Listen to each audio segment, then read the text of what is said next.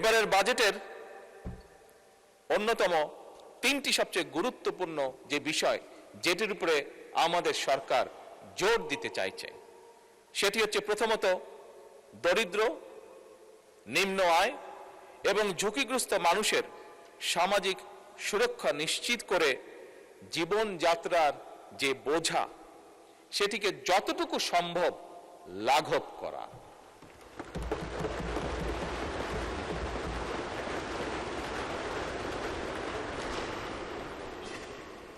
মাননীয় স্পিকার, স্বাভাবিক জনসংখ্যা বাড়ছে, অর্থনীতি বাড়ছে, মানুষের সকল অবস্থার সিচুয়েশনের পরিবর্তন ঘটছে এবং স্বাভাবিকভাবেই প্রয়োজনীয়তা অনুযায়ী, বাস্তব প্রয়োজনীয়তা অনুযায়ী বাজেট বড়ই দিতে হয়েছে। বাজেট বড়ই হয়, পৃথিবীর সব দেশেই তাই হয়ে থাকে, বাংলাদেশের ব্যতিক্রম নয়। মাননীয় স্পিকার, আমরা যে বাজেট সেশনে আলোচনা করছি বাজেট, এই আলোচনায় অনেক সদস্য হতেই পারে, হওয়াটাই স্বাভাবিক, যেটা আমরা বলেছি, আমি একমত বিরোধী দলের নেতার সাথে, বিভিন্ন জনের বিভিন্ন মতামত থাকতেই পারে। অনেকে এই বাজেটের আকার নিয়ে বলেছেন আকার হয়তো বড় হয়েছে, প্রশ্ন তুলেছেন বা তাদের কনসার্ন এক্সপ্রেস করেছেন। মাননীয় স্পিকার, মানুষের স্বপ্ন বা অধিকারের পরিধি কিন্তু এই সংখ্যার চেয়ে অনেক অনেক বড়। এবারে বাজেটে মাননীয় স্পিকার শুধু বার্ষিক, এবার যে বাজেট, এই বাজেটটি শুধু বার্ষিক আয় ব্যয়ের হিসাব নয় মাননীয় স্পিকার, বরং বাজেট বাংলাদেশের অর্থনীতিকে একটা নতুন ভিত্তির উপরে আমরা দাঁড় করাতে চাই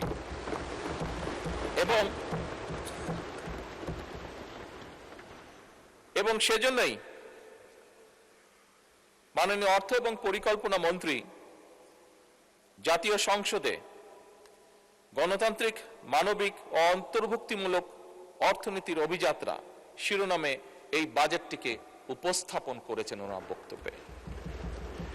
মাননীয় স্পিকার, এইবার যে আমরা যে বাজেটটি উপস্থাপন করছি, এই বাজেটের অন্য একটি গুরুত্বপূর্ণ লক্ষ্য হচ্ছে অর্থনীতিকে কিছু মুষ্টিমেয় সুবিধাভোগীদের কবল থেকে বের করে নিয়ে এসে সাধারণ নাগরিকের, সকল নাগরিকের এতে অংশগ্রহণ করা এবং এর মাধ্যমে একটি ন্যায়ভিত্তিক, মানবিক, মর্যাদাপূর্ণ এবং অন্তর্ভুক্তিমূলক অর্থনৈতিক ব্যবস্থা গড়ে তোলা। মাননীয় স্পিকার, এবারের বাজেটের অন্যতম তিনটি সবচেয়ে গুরুত্বপূর্ণ যে বিষয় যেটির উপরে আমাদের সরকার জোর দিতে চাইছে সেটি হচ্ছে প্রথমত দরিদ্র, নিম্ন আয় এবং ঝুঁকিগ্রস্ত মানুষের সামাজিক সুরক্ষা নিশ্চিত করে জীবনযাত্রার যে বোঝা সেটিকে যতটুকু সম্ভব লাঘব করা।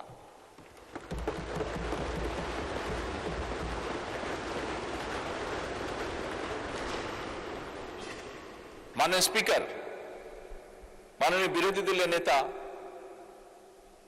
একটি কথা বলেছেন, স্বাভাবিকভাবে রাজনীতিতে থাকে, উনি বলেছেন কুচিকাটা করার কথা রাজনৈতিক ভাষায়, হ্যাঁ, কুচি কুচি করা উনি বলেছেন বিভিন্ন বক্তব্যে, বিবৃতির মাধ্যমে।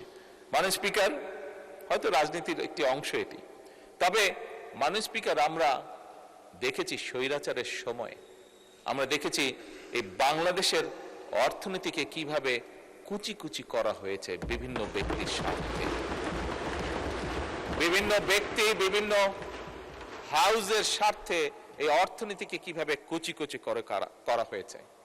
মাননীয় স্পিকার, এবারকার বাজেটের অন্যতম মূল লক্ষ্য হচ্ছে অর্থনীতিতে ধীরে ধীরে শৃঙ্খলাকে ফিরিয়ে নিয়ে আসা।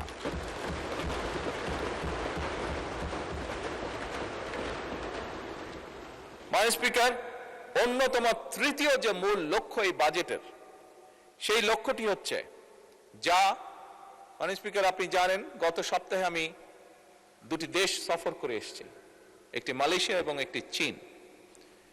একটি আন্তর্জাতিক গণমাধ্যম তাদের পর্যালোচনায় বলেছে যে এবারকার সফরটির লক্ষ্য, উদ্দেশ্য, কথাবার্তা শুনে মনে হচ্ছে যে বাংলাদেশ সরকার এই দেশের অর্থনীতির উপরে জোর দিয়েছে এবং বিনিয়োগের উপরে তারা জোর দিয়েছে। এটি হচ্ছে তাদের একটি আন্তর্জাতিক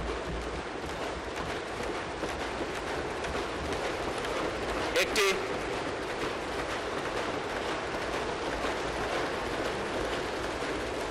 আন্তর্জাতিক গণমাধ্যমের অ্যানালাইসিস, মাননীয় স্পিকার, ওনারা সঠিক বলেছেন, আমাদের তৃতীয় এবং সবচেয়ে গুরুত্বপূর্ণ যে লক্ষ্য এই বাজেটে, সেটি হচ্ছে বিনিয়োগ, উৎপাদন এবং কর্মসংস্থানের যে চাকা, সেটিকে সচল এবং শুধু সচলই নয়, সেটিকে বেগবান করা।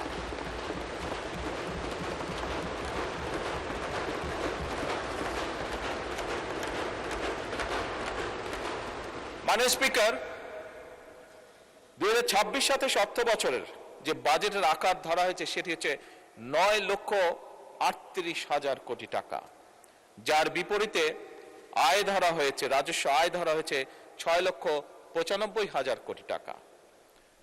মাননীয় স্পিকার, দেশের বর্তমান বাস্তবতা হলো আমাদের সম্পদের সীমাবদ্ধতা রয়েছে, আমরা যত বড় বড় যাই কথা বলি না কেন।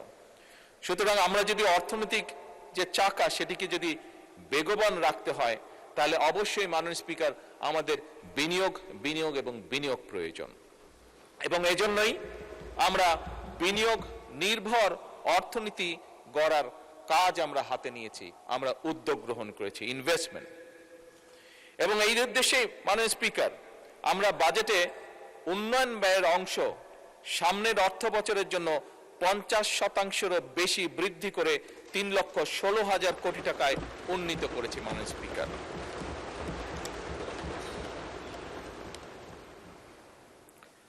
আবারও আমি মাননীয় বিরোধী দলের একটি কথাকে কোট করে বলতে চাই যে আমাদের লক্ষ্যই হচ্ছে জনগণের অর্থ জনগণের কল্যাণে, উৎপাদনশীল খাতে ব্যয় হবে, এটিই আমাদের নীতি, এটি আমাদের লক্ষ্য।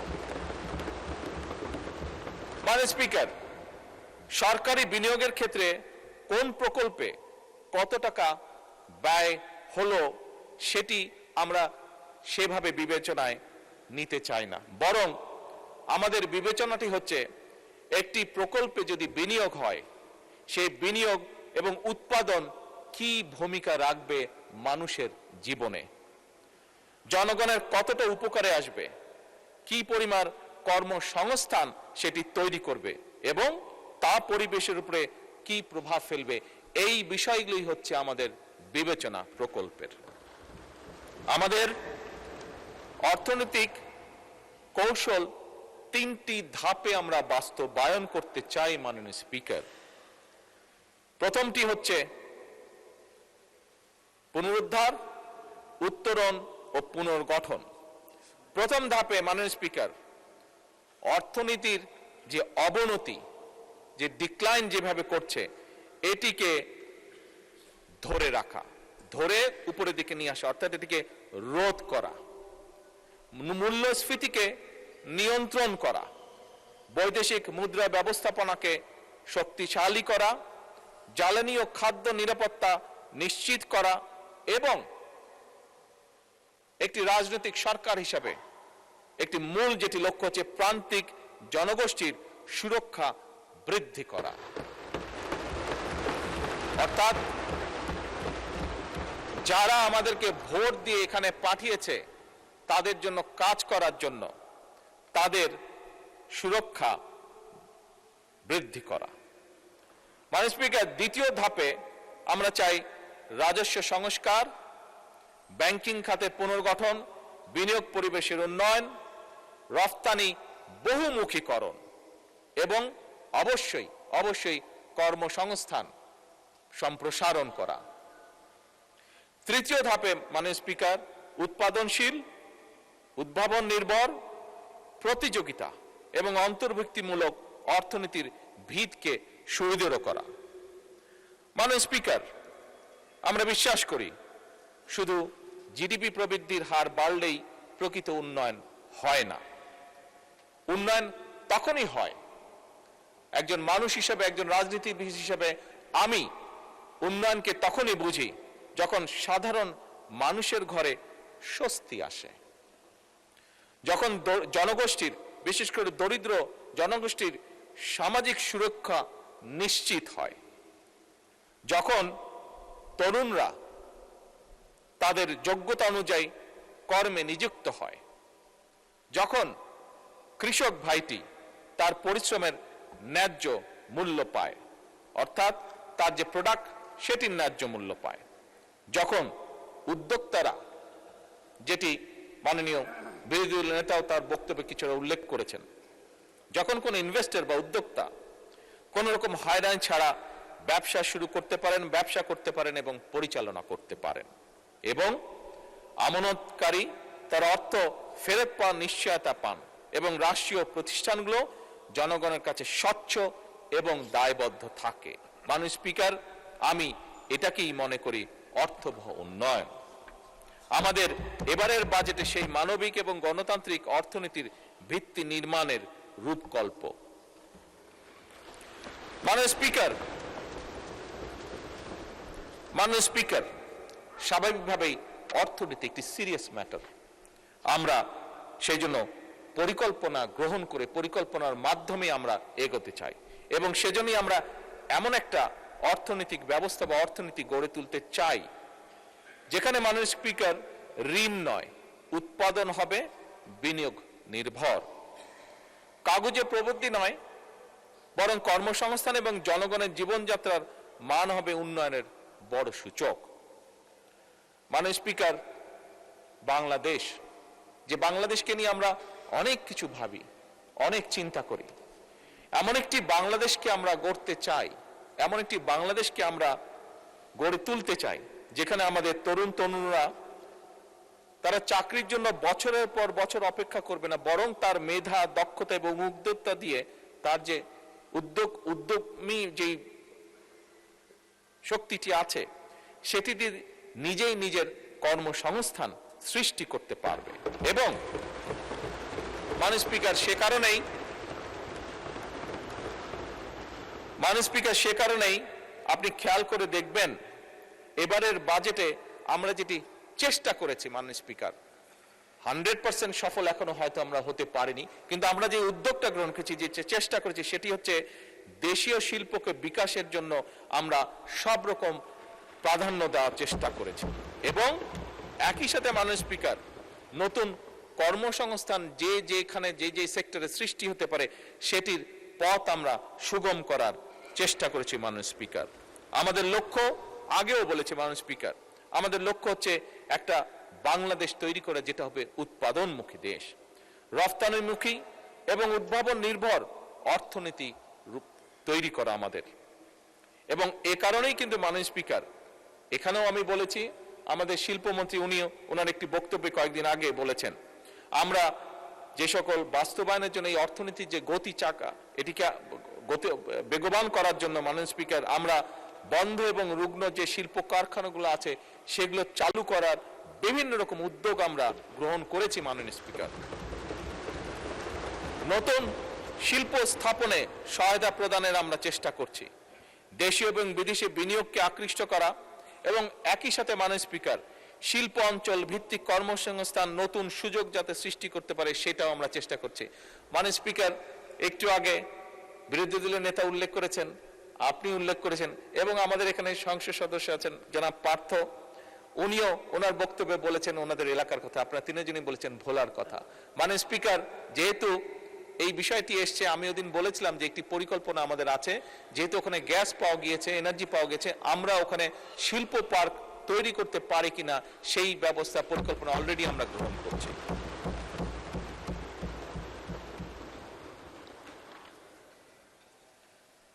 মাননীয় স্পিকার, একজন উদ্যোক্তা যেন সহজে তার ব্যবসা শুরু করতে পারেন এবং বাণিজ্যের প্রসার ঘটাতে পারেন, সেজন্য যে সকল আইন কানুন আছে বর্তমানে এই বাজেটের মাধ্যমে আমরা সেই আইন কানুনগুলোকে সহজ করে সে যাতে সহজে লোন বা ফান্ডিং পেতে পারে সেটাকেও উদ্যোগ গ্রহণ করা হয়েছে। এবং একই সাথে মাননীয় স্পিকার, উৎপাদিত যে পণ্য সেটার বাজার বৃদ্ধিতে সহায়তা করার যে সকল বাস্তব পদক্ষেপ গ্রহণ করা যায় আমরা সেই পদক্ষেপগুলো গ্রহণ করছি পর্যায়ক্রমিকভাবে। মাননীয় স্পিকার, এগুলো তো গেল প্রচলিত শিল্পের কথা। কতগুলো শিল্প আছে যেগুলো নিয়ে সাধারণত আমরা কথা বলি না, হয়তো সেমিনার সিম্পোজিয়ামে আমরা সেগুলো নিয়ে আলাপ করি, কিন্তু এই শিল্পগুলোর গুরুত্ব কিন্তু অপরিসীম, আমরা সেভাবে দেখি না বা চিন্তা করি না বলে আমরা সেটা হয়তো অনেক সময় বুঝে উঠতে পারি না। এই শিল্পগুলোর সাথে বিরাট একটি অংশ জড়িত আছে, যার মধ্যে বিরাট একটি অংশ হচ্ছেন আমাদের মা বোনেরা। একই সাথে অনেক তরুণ তরুণীও এই শিল্পগুলির সাথে জড়িত মাননীয় স্পিকার, এবং এই খাতটির যে নামে পরিচিত সেটিকে বলে ক্রিয়েটিভ ইকোনমি।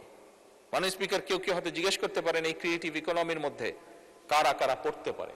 এর মধ্যে মাননীয় স্পিকার চলচ্চিত্র পড়ে, থিয়েটার পড়ে, সঙ্গীত পড়ে, ডিজিটাল কন্টেন্ট পড়ে, ওটিটি পড়ে, গেমিং পড়ে, ডিজাইন পড়ে, ফ্যাশন পড়ে, সফটওয়্যার পড়ে, পর্যটন, এমনকি খেলাধুলা, এই সকল সেক্টরগুলি এর মধ্যে মোটামুটি ভাবে ইনক্লুডেড। মাননীয় স্পিকার, এই সেক্টরগুলোর মধ্যে লক্ষ কোটি মানুষ জড়িত। আমরা এই সেক্টরগুলোর উপরে জোর দিতে চাই এবং এখান থেকে এই সেক্টরগুলোকে আমরা আরো ভাইব্রেন্ট করে গড়ে তুলতে চাই। এবং সে কারণে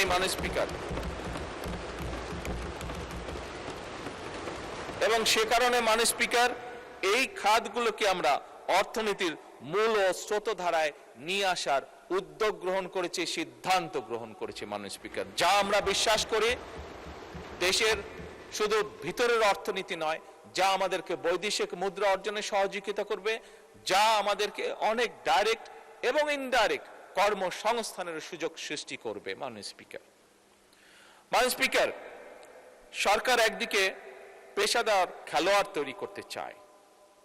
আমাদের গ্যালারিতে আজকে অনেক তরুণ তরুণীরা আছে, এদের মধ্যে অনেকেই আছে যারা বাই বন্ড, যারা বিভিন্ন, তাদেরকে যদি একটু সুযোগ দেওয়া হয় বাই বন্ড তারা ভালো খেলোয়াড় হতে পারবে। মাননীয় স্পিকার, আপনি নিজেও আপনার জীবনে একজন ভালো ফুটবল প্লেয়ার ছিলেন। মাননীয়